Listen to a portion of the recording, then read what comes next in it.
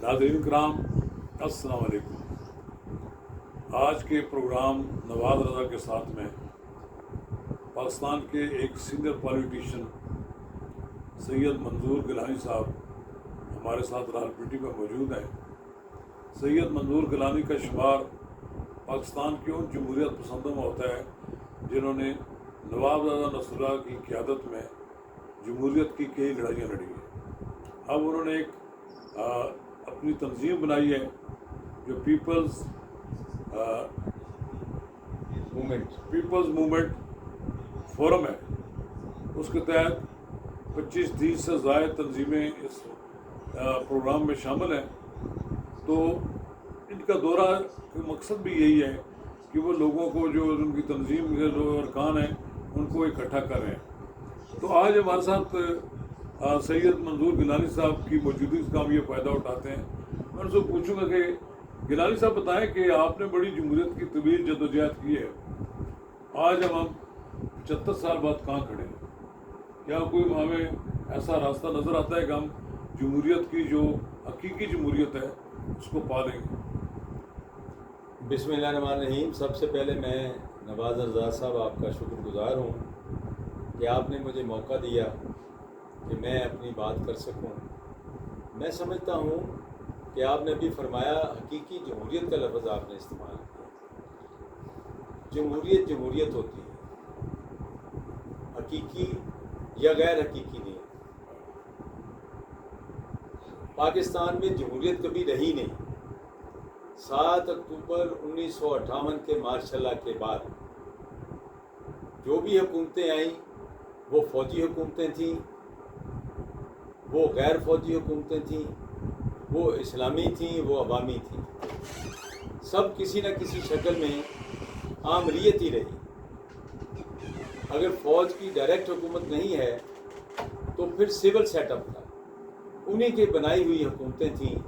वो जब चाहते थे उनको बना देते थे, जब चाहते थे हटा देते थे। उस वक़्त से पाकिस्तान में आज तक यही निज़ाम है। जहाँ तक हमारा पाकिस्तान पीपल्स मूवमेंट का मामला है, ये हमने 3 जून 2018 को इत्तेहाद बनाया था। उस वक्त हमने जस्टिस वजीउद्दीन साहब को इसका चेयरमैन बनाया था और मेरी जिम्मेदारी सेक्रेटरी जनरल की थी।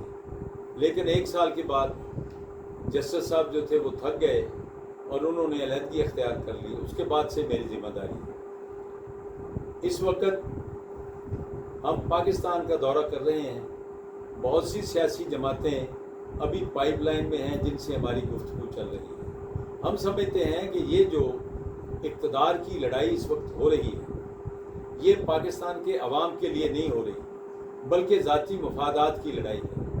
हमारा हमेशा से मौक़िफ़ रहा कि आइन बालादस्त होना चाहिए, कानून की हुक्मरानी होनी चाहिए, अदलिया आज़ाद होनी चाहिए और पार्लियामेंट मुक़्तदर होनी चाहिए। पाकिस्तान में सब कुछ होता रहा लेकिन पार्लियामेंट मुक़्तदर नहीं हुई, जिसका नतीजा हम भुगत रहे हैं। हम समझते हैं कि अवाम का जो हक़ हाकमियत है वो उनको मिलना चाहिए। यहाँ अगर कोई सिविल हुकूमत भी आई है, अगर किसी को इलेक्शन के ज़रिए भी इक़्तिदार दिया गया, इक़्तिदार तो खैर मुंतकिल नहीं होता, हिस्से मिलते हैं। अगर किसी को हिस्सेदार बनाया भी गया तो वो भी अवाम की मंशा और मर्ज़ी के मुताबिक नहीं हुआ। पहली दफ़ा ये हुआ कि इमरान खान जो वज़ीर आज़म थे तो उनको 11 अप्रैल को इक़्तिदार से अलग किया गया तहरीक अदम एतमाद के ज़रिए। ये पहली दफ़ा हुआ पाकिस्तान। इसको कबूल करना चाहिए था। इस रवायत को खुश असलूबी से आगे बढ़ाने की ज़रूरत थी। लेकिन इमरान खान का जो आमराना रवैया है, उसकी जो ज़िद है, जो उसकी अना है, जो उसकी सियासी जहालत है, उसने पाकिस्तान को इस मकाम तक पहुंचा दिया कि 9 मई का वाक़या हुआ। ये सोचा भी नहीं जा सकता था। हमने भुट्टो साहब की हुकूमत में जेलें काटी हैं, मारें खाई हैं, लाठियाँ खाई हैं, ज़िया-उल हक़ के ज़माने में खाई हैं, अयूब के ख़िलाफ़ जदोजहद की है। लेकिन ऐसा कभी सोचा भी नहीं था कि हम पुलिस पर हमला करेंगे। वजह ये कि ये पुलिस पर हमला करना वो भी इनके घर के सामने होता रहा। ये अंदर छुप के बैठे रहे। ये ऐसा लीडर है, अंदर बैठ जाते हैं छुप के, और इनके कारकुन जो है वो पेट्रोल पंप चलाते हैं। और इनका हौसला जब बढ़ा تو انہوں نے جی ایچ کیو پر حملہ کر دیا، انہوں نے کور کمانڈر ہاؤس جلا دیا، عسکری تنصیبات کو پورے پاکستان میں نشانہ بنایا۔ اور شہداء کی جو یادگار تھی، دیکھیں شہداء ہمارے ہیرو ہیں۔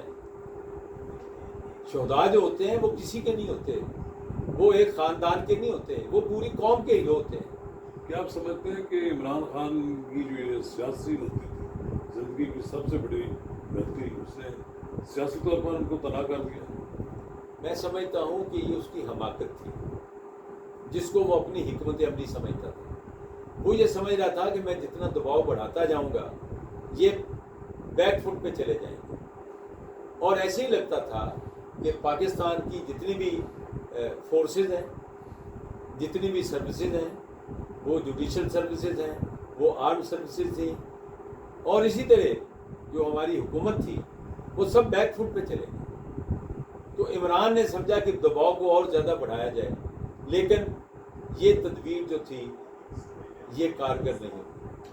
یہ کہا جاتا ہے دیکھیں آرمی کی تنصیبات پر حملہ ہوا ہے، اور یہ پرنسپل ڈیسائیڈ ہو گیا ہے کہ جن لوگوں نے حملہ کیا ہے ان کے خلاف آرمی ایکٹ کے تحت کارروائی کی جائے گی، اور سیکرٹ آفیشل سیکرٹ ایکٹ کے تحت ان کے خلاف مقدمات بنائے جائیں گے۔ ایک لوگوں کا تاثر ہے کہ سول آزادیاں جو ہیں، شہری آزادیاں متاثر ہوں گی۔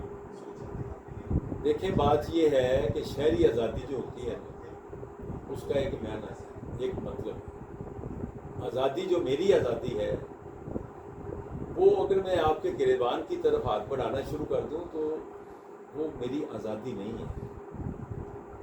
یہ کام جو انہوں نے کیا ہے، اور اس میں عمران خان اور اس کی ٹیم شامل ہے، ایک منصوبے کے تحت یہ سارا کام ہو رہا ہے، اس کی اجازت نہیں دی جا سکتی۔ اور دوسری بات یہ ہے کہ اس میں بنیادی حقوق کا ایشو نہیں ہے۔ یہ ملٹری کورٹس بنے گی، ان کے خلاف آرمی چیف کے پاس اپیل ہے، اس کے بعد ہائی کورٹ میں اپیل آئے گی، اس کے بعد سپریم کورٹ میں اپیل آئے گی۔ تو بنیادی حقوق تو ان کے قائم ہیں، لیکن یہ بات درست ہے کہ جو نارمل کورٹس ہوتی ہیں ان میں یہ مقدمات نہیں چلیں گے، اور یہ مقدمات جو عسکری تنصیبات پر حملے کے ہیں یہ تو ملٹری کورٹس میں چلیں گے۔ کیا سیاسی جماعت کوئی اس طرح کا کرتی ہے جس طرح پی ٹی آئی نے کیا؟ میں سمجھتا ہوں کہ یہ سیاسی جماعت کا درجہ تو کھو چکی ہے، لیکن اس کے باوجود ایک سیاسی جدوجہد کے حوالے سے میں بات کرتا ہوں کہ پاکستان میں ضرورت ہے پولیٹیکل پارٹیز کی، اور مضبوط پولیٹیکل پارٹیز کی ضرورت ہے۔ عمران خان کے پاس پی ٹی آئی کی شکل میں سب سے بڑی سیاسی جماعت موجود تھی، لیکن یہ ایسا لیڈر ثابت ہوا کہ اس نے اپریل نہیں بلکہ جب تحریک اعتماد آئی 8 مارچ کو، اس وقت سے لے کر آج تک اس کی جو حکمت عملی رہی، جارحانہ حکمت عملی، گالم گلوچ، کیا کیا الفاظ اس نے استعمال نہیں کیے، اس کی وجہ سے اس کو نقصان ہوا ہے۔ یہ جو کلچر انہوں نے متعارف کرایا گالم گلوچ کا، اس کا کیا اثرات پڑے؟ میں سمجھتا ہوں یہ ایک تو ہمارے ملک میں سیاسی قیادت کا بحران ہے، معیشت بھی کمزور ہو گئی، لیکن جو معاشرہ ہے اس کے اندر بگاڑ جس تیزی سے عمران خان اور اس کے ساتھیوں کی وجہ سے پیدا ہوا ہے یہ ہم نے کبھی نہیں دیکھا۔ بھٹو صاحب کے زمانے میں ہم تحریک استقلال میں تھے، وہ پیپلز پارٹی تھی، لیکن میرے دفتر میں پیپلز پارٹی والے آ کے بیٹھتے تھے، ہم ان کے پاس جاتے تھے، ان کے گھروں میں جاتے تھے، ان کے بزنس پوائنٹس پہ جاتے تھے، وہ ہمارے گھر میں آتے تھے، ایک دوسرے کی شادی غمی میں شریک ہوتے تھے۔ یہ تو نہیں ہوتا تھا جو انہوں نے کام شروع کر دیا، انہوں نے دشمنی کی فضا پیدا کی، نفرت پیدا کر دی، انتقام کی جو سیاست ہے اس کا عشر عشیر بھی پہلے نہیں ہوتا تھا، لیکن عمران خان نے بطور وزیر اعظم اور جب اس کی وزارت عظمیٰ ختم ہوئی اس نے ایسا ماحول پیدا کیا جس میں سوائے نفرت کے کچھ باقی نہیں بچا۔ آپ نے گیلانی صاحب نواب زادہ نصراللہ کی قیادت میں بڑی اپوزیشن کی تحریک میں شرکت کی ہے، حصہ لیا ہے، کیا آپ سمجھتے ہیں کہ آپ نواب زادہ نصراللہ جیسے کسی لیڈر کی कि हम वरना मौजूदगी ना होने की वजह से हम इस मुकाम पर खड़े हैं। देखिए, बात ये है कि मैंने एयर मार्शल असगर खान साहब के साथ काम किया, उसके बाद नवाबजादा साहब के साथ काम किया। मुझे ये फ़ख्र हासिल है कि दोनों बड़ी शख्सियात थी और दोनों की बड़ी सर्विसेज हैं, दोनों से हमने सीखा। नवाबजादा नसरुल्लाह खां एक दिन में पैदा नहीं होता, और कौमों में जो इस तरह की शख्सियात होती हैं, असगर खान थे, मौलाना मौदूदी थे, चौधरी मोहम्मद अली थे, ये सारे नाम भर लोग थे, ख्वाजा नाज़मुद्दीन थे, जिनको हमने देखा हुआ है, हमने देखा है जिनको सियासत करते हुए एक रवादारी के साथ, एक मखसूस लहजे में बात करते थे, वो आज नहीं है। ज़रूरत है कि ऐसा माहौल पैदा किया जाए, और वो माहौल तब पैदा होगा जब पाकिस्तान के अवाम को आज़ादी से सियासत करने की इजाज़त मिलेगी। आपने काम किया है मोहतरमा बेनज़ीर भुट्टो के साथ जी, तहरीक में, कैसा उनको पाया आपने? मैं समझता हूँ मोहतरमा भी एक लाजवाब शख्सियत थी।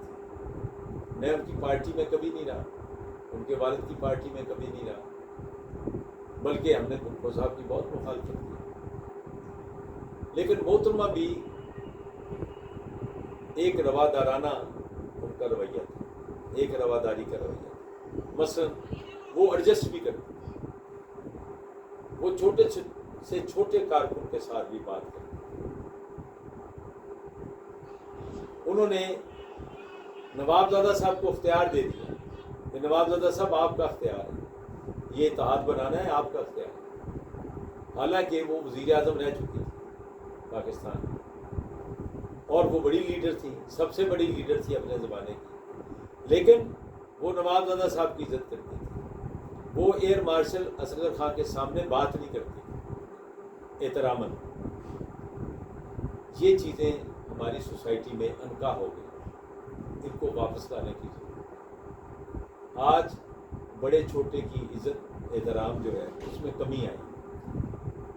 नवाज शरीफ के साथ आप तहरीक इस्तिक़लाल में कैसा लीडर पाए?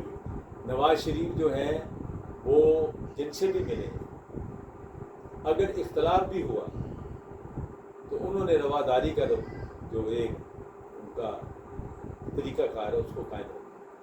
कभी भी उन्होंने तल्ख बात, हमने उनके साथ काम किया, उनसे इख्तलाफ करते थे। जब हमने एक PTM बनाई लंदन में जाके, तो मैं तकरीर कर रहा था तो मियाँ साहब बीच में बोलने लगे, तो मैंने कहा मियाँ साहब मेरी बात मुकम्मल होने के बाद बात करें। तो मियाँ साहब तो नाराज़ नहीं, ये जो मैं वहाँ मौजूद था तो आपने तो देखा ना, लंदन में। ठीक है। उसके बाद हम वैसे ही मिलते रहे, वो तहरीक इस्तिक़लाल को छोड़ के चले गए, लेकिन सारी ज़िंदगी जब भी वो एयर मार्शल असगर खान से मिले, उनको कहते थे आप मेरे उस्ताद हैं। मुझे कोई नसीहत की, मुझे गाइड की, और एयर मार्शल ने कहना मियाँ साहब अब आप बड़े लीडर हैं, आप तो वज़ीर आज़म बन गए, मैंने क्या बताना। वो कहते थे नहीं, मेरे लीडर आप हैं। ये एक ख़ानदानी शराफत है मियाँ साहब में, और ये एक अच्छी बात है। नवाबजादा नसरुल्लाह की कोई बातें तो आपको याद आती होगी? बहुत बातें याद आती हैं। मसलन हम GDA में थे और मियाँ नवाज शरीफ साहब की पार्टी को हमने शामिल करना था इत्तेहाद में, तो एक वोट से फैसला हुआ। तो एक सियासी जमात के लीडर ने प्रेस कॉन्फ्रेंस कर दी, उसमें उसने कहा कि जनाब नवाबजादा नसरुल्लाह खान ने 22 करोड़ रुपया ले लिया है कुलसूम नवाज से। तो साफियों ने कहा कि मेहरबानी करें कुछ पैसे कम कर लें। अच्छा, कहते 16 करोड़ कर लेते। वो अखबार में छप गई। हमें बड़ा अफसोस हुआ, गुस्सा भी आया बड़ा कि इस तरह की बात उसने की है। लेकिन को 2 महीने गुजरे तो पता चला कि वो मसूफ नवाबजादा से मिलने आ रहे हैं। तो नवाबजादा साहब ने हुक्का पीते हुए हल्की सी आंख का इशारा करते थे, तो कहते आने वाला है। जब वो आया, आते ही वो नवाबजादा साहब के घुटनों में उसने हाथ रखे, वो 2 किलो की मिठाई का डब्बा भी लेके आया। नवाबजादा साहब ने उसको कोई बात नहीं की कि तुमने क्या कहा था क्या नहीं। ये नवाबजादा साहब से हमने सीखा। वज़ादार आदमी थे। बाकी वो अपने असूलों पर जो उनके असूल उन पर वो नाराज़ भी होते थे, उस पर वो बात भी करते थे, लेकिन नाराज़गी का मतलब ये नहीं था कि गालम गलोच करनी है। ये तो जो इमरान खान है इसने तो बेड़ा गर्क कर दिया सियासत। आखिरी बात मैं आपसे पूछना चाहता हूँ कि पीटीआई का क्या मुस्तकबिल आप देखते हैं और इमरान खान का? इमरान खान की सियासत जो है उसका खात्मा हो गया, पीटीआई रहेगी, इसलिए कि पीटीआई उन्हीं की बनाई हुई जमात है, इससे किसी वक्त कुछ भी काम लिया जा सकता है। यानी जिन लोगों ने सिर्फ इस हद तक तायब हुए कि उन्होंने जमात से इस्तीफा नहीं दिया, लेकिन जमात से वाबस्तगी बरकरार रखी हुई है। देखिए, मैंने कल सियासी दरवेश टीवी पर मैं बात करता हूँ, मैंने तो कल कहा है कि असद उमर को क़यादत दी जा सकती है। उनको उसने कल कहा है कि मैं पार्टी में हूँ, और मुमकिन है शाह महमूद कुरैशी भी। शाह महमूद कुरैशी दूसरे कंटेंडर हैं, और दोनों जहाँ से आए हैं सबको पता है। शुक्रिया सर, बड़ी मेहरबानी आपकी, थैंक यू। कंडक्टर का तीसरा भी हो गया।